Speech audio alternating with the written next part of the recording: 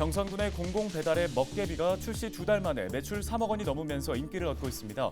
지난 10월 강원 배달앱 1단 시켜 서비스 종료 후 도입된 먹개비는 누적 사용 건수만 11,000여 건을 넘었습니다. 교통망 확충과 도심 개발로 속초 지역 도시 기반 시설 확충이 과제로 떠올랐습니다. 속초시는 2040년까지 하수처리 용량을 지금보다 50% 이상 늘리고 상수도 현대화 사업을 통해 안정적인 물 관리를 추진하겠다고 밝혔습니다. 원주시가 출자해 민관 합동으로 추진되는 불온 일반산업단지 조성 사업이 800억 원 규모의 프로젝트 금융 약정을 체결했습니다. 이번 프로젝트 금융은 금융주선기관인 IBK 투자증권 등 4개 금융사가 참여했습니다. 강원특별자치도가 태백과 삼척 지역 탄광의 조기 폐광으로 인한 경제 위기를 극복하기 위해 고용 위기 지역 지정을 추진합니다.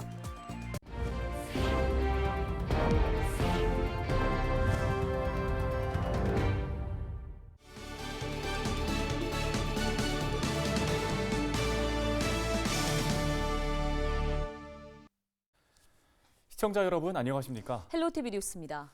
정선군은 강원 지역에서 지자체 공공배달앱인 1단 시켜의 이용률이 가장 높았던 곳입니다. 그런데 지난 10월 1단 시켜 서비스가 운영을 종료하면서 정선 지역 주민들의 아쉬움이 컸는데요. 네, 결국 정선군이 직접 신규 공공배달앱인 먹개비를 도입하고 나섰습니다. 지역 주민들의 반응이 뜨겁다고 하는데요. 김수아 기자가 전해드립니다. 정선군 공공배달앱 먹개비가 지난 10월 출시 이후 인기를 이어가고 있습니다. 지난 1일까지 누적 주문 건수만 11,500여 건에 달합니다. 정선군 인구가 3만 4천여 명인 점을 감안하면 배달앱 출시 2달여 만에 지역 주민 3명 중 1명꼴로 먹개비를 이용한 셈입니다. 현재 강원 지역에서 공공배달앱을 운영 중인 지자체는 정선군이 유일합니다. 먹개비는 도입된 지 약 2달 만에 매출액 3억 원을 돌파하는 등 매출 상승세를 이어오고 있습니다. 저렴한 이용 수수료 덕분에 기존 배달앱 가맹점의 93%가 등록을 마쳤습니다. 상인들의 반응도 긍정적입니다.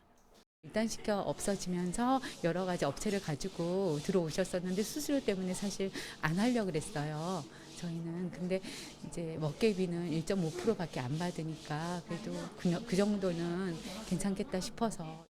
기존 공공배달앱의 약점으로 지적됐던 저조한 이용률을 높이기 위한 각종 혜택도 풍성합니다. 매주 금요일마다 주문 가격과 관계없이 선착순으로 5,000원의 할인 쿠폰을 제공 중입니다. 일주일에 한 3-4번 정도 써먹는 것 같아요. 일단 정선에서 가장 많이 이렇게 입점되어 있으니까 좀 많은 걸 볼 수 있는 것 같고, 그리고 금요일마다 쿠폰도 줘서 가족들끼리 저녁에 먹는 게 좋은 것 같아요. 정선군은 내년에도 매주 200장의 할인 쿠폰을 발행할 계획인데 이를 위해 군비 5천만 원의 예산을 편성한 상태입니다. 지역 주민들은 물론 관광객들도 공공배달앱 먹개비를 이용할 수 있도록 도울 계획입니다. 저희가 이제 올해 내년도 예산을 반영은 했습니다. 그래서 매주 금요 쿠폰을 발행할 계획이고요. 시즌별로는 이제 외부 관광객들한테도 이 부분을 좀 노출을 시켜가지고 관광객들까지도 좀 유입을 시켜가지고. 소상공인에게는 수수료 부담을 낮춰주고 소비자에겐 저렴한 배달 서비스를 제공하는 공공배달앱 먹개비. 소멸 위기 지역인 정선 지역 주민들에게 새로운 상생 모델로 주목받고 있습니다. 헬로티비 뉴스 김수아입니다. 다음 소식입니다. 속초 지역 도시 기반 시설 확충이 시급한 현안 과제로 떠올랐습니다. 교통망 확충에다 각종 개발 사업이 잇따르면서 생활 인구가 지속적으로 증가하고 있기 때문입니다. 속초시는 2040년까지 하수처리 용량을 지금보다 50% 이상 늘리고 상수도 현대화 사업을 통해 안정적인 물 관리를 추진하겠다고 밝혔습니다. 보도에 최성식 기자입니다. 속초 도심의 한 아파트 건설 현장. 925세대 규모로 터파기와 기반시설 공사가 본격화했습니다. 인근 속초시 교동과 중앙동 일대에도 각각 1,000세대, 1,400세대가 넘는 대단위 아파트가 분양과 착공을 준비하고 있습니다. 이처럼 이미 인허가를 완료했거나 허가 절차를 밟고 있는 아파트는 속초 지역에만 무려 13,700세대가 넘습니다. 여기에 호텔과 리조트 건립 사업도 잇따르고 있습니다. 속초시 대포동의 한 신규 호텔이 올 연말 준공을 앞두고 막바지 공사에 한창입니다. 2030년까지 속초 지역에 들어설 호텔과 리조트는 9,400실에 달할 것으로 예상됩니다. 잇따른 개발 사업으로 생활용수와 하수도 등 도시 기반 시설 확충이 과제로 떠올랐습니다. 속초시 인구는 현재 8만 2천여 명 수준이지만 실제 관광객 등 생활 인구를 모두 합치면 평균 9만 5천 명이 넘을 것으로 추산되기 때문입니다. 속초시는 당장 하루 4만 6천 톤 정도 처리할 수 있는 하수 처리 시설 용량을 2040년까지 단계적으로 증설해 7만 톤 규모로 만들기로 했습니다. 이 같은 내용의 속초시 하수도 정비 기본 계획은 지난달 원주지방환경청 승인이 완료됐고 국비 1,300억 원을 확보했습니다. 또 노후된 하수관로를 교체하거나 새로 놓고 도심 저지대에 빗물 펌프장 4곳을 신설해 상습 침수 피해를 예방하기로 했습니다. 속초시 하수도 기본 계획의 이제 현대화 사업 내지는 이제 시설 용량 증설 이러한 계획에 대해서 저희들이 지금 용역을 지금 준비 중에 있거든요. 그래서 현대화가 되면은 아무래도 지금보다는 아마 처리 시설이라든가 이런 것들이 더 쾌적한 상황 속에서 할 수 있다라고 판단되어지고요. 30년간 지속된 물 부족 문제는 쌍천 지하댐 건설과 상수도 현대화 사업을 통해 해법을 찾았습니다. 이곳 지하 26m 지점에 7m 높이의 지하댐이 건설돼 있습니다. 지하댐의 저수 용량은 60만 톤에 달하는데 비가 내리지 않는 최악의 상황에서도 속초시가 60일 정도 버틸 수 있는 양입니다. 특히 노후된 상수도 배관을 교체해 중간에 새어나가는 물을 하루 5천 톤가량 줄여 유수율을 85% 정도로 높였습니다. 현재 노후관이 30년 이상 된 노후관을 계속적으로 교체를 한다면 2030년 정도 되면 유수율이 90% 이상 될 것으로 예상됩니다. 거기에 따른 물 부족은 충분히 해결할 수 있다고 생각합니다. 속초시는 이와 함께 내년에는 속초 쌍천 취수장에서 학사평 정수장까지 관로를 연결해 가뭄 상황에서도 안정적으로 수돗물을 공급하겠다고 밝혔습니다. 헬로티비 뉴스 최성식입니다. 원주시가 출자해 민관 합동으로 추진 중인 원주 불온 일반산업단지 조성 사업이 800억 원 규모의 프로젝트 금융 약정을 체결했습니다. 이번 프로젝트 금융은 금융주선기관인 IBK 투자증권을 비롯한 5개의 금융사가 참여했습니다. 원주 불온 일반산업단지 조성 사업은 현대 엔지니어링이 주관 시공사로 지역 건설업체 3곳이 참여해 오는 2025년까지 불원면 노림리 일대 61만 제곱미터 규모의 산업단지를 조성하는 사업입니다. 강원특별자치도가 태백과 삼척 지역 탄광의 조기 폐광으로 인한 경제 위기를 극복하기 위해 고용위기 지역 지정을 추진합니다. 강원자치도는 조기 폐광으로 인해 태백시는 3조 3천억 원, 삼척은 5조 6천억 원의 피해를 볼 것으로 전망하고 있습니다.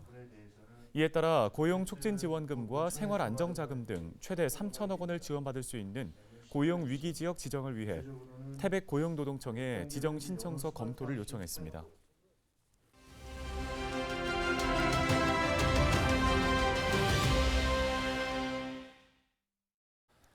본격적인 겨울이 시작됐음에도 평년 기온을 웃도는 비교적 포근한 날씨가 이어지고 있습니다. 날씨 전망 조금 더 자세하게 도움 말씀 들어보겠습니다. 네, 한국자연재난협회 김승배 본부장 전화 연결돼 있습니다. 절기상 눈이 가장 많이 온다는 대설인데도 날씨가 포근한데요. 이유가 왜일까요? 네, 12월 상순인데 상순 기온치고는 비교적 높은 기온을 최근 보이고 있습니다. 7일이 눈이 많이 내린다는 절기상 대설입니다.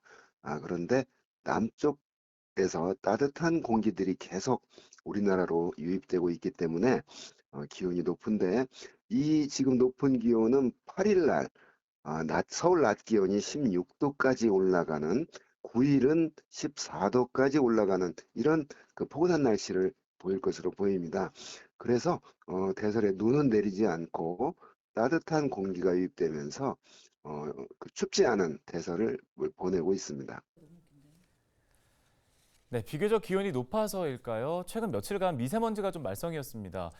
겨울의 불청객 사만삼이 현상이 본격적으로 시작되는 거라고 봐야 할까요?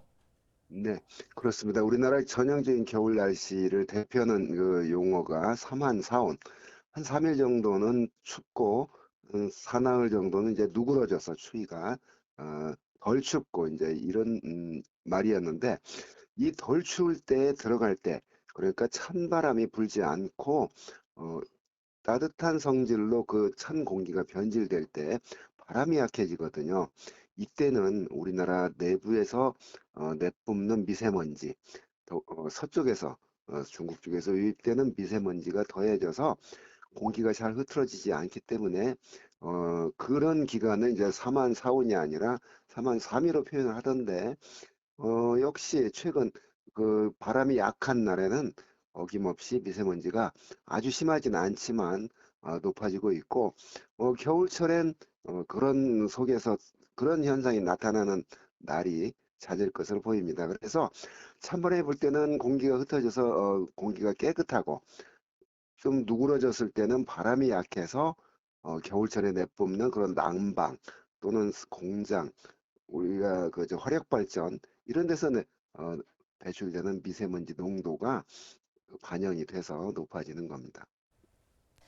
네, 그런가 하면 12월 초임에도 러시아를 비롯한 중부 유럽에 엄청난 폭설이 내렸습니다. 이유가 궁금한데요. 우리나라도 올겨울 좀 이례적인 폭설이 내린다고 예상할 수 있을까요? 그렇습니다. 유럽은 지난해 따뜻하고 눈이 적은 겨울을 보냈거든요. 또 유럽은 올여름에 47도의 폭염, 또 8월에는 그리스에서 산불로 시달렸습니다. 그런데 올겨울은 시작부터 지금 폭설과 한파로 초겨울을 맞이하고 있는데요. 뮌헨에서는 지난 2일 44cm의 눈이 내렸고 모스크바에서도 역시 그 4일 기록적인 눈이 내렸습니다. 또 시베리아 기온은 초겨울 기온치고는 이례적으로 최근 영하 50도에서 57도까지 떨어졌습니다. 이 같은 유럽의 한파는 북극에 머물러야 될 그런 찬 공기, 북극 찬 공기가 유럽 쪽으로 내려갔기 때문입니다. 그거는 이제 우연성 때문이죠. 이 찬 공기가 만약 동아시아 쪽으로 내려왔다면 우리나라에 이런 한파와 폭설이 내렸을 겁니다. 역시 그 겨울 내내 이러한 북극의 찬 공기가 우리나라 쪽으로 내려오게 되면 이런 기습적인 한파가 우리나라에도 내려올 수가 있고요.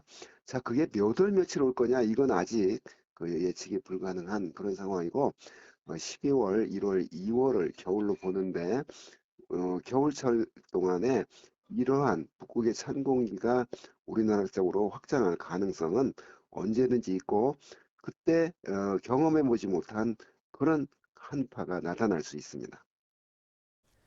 네, 알겠습니다. 도움 말씀 잘 들었습니다. 한국자연재난협회 김승배 본부장이었습니다.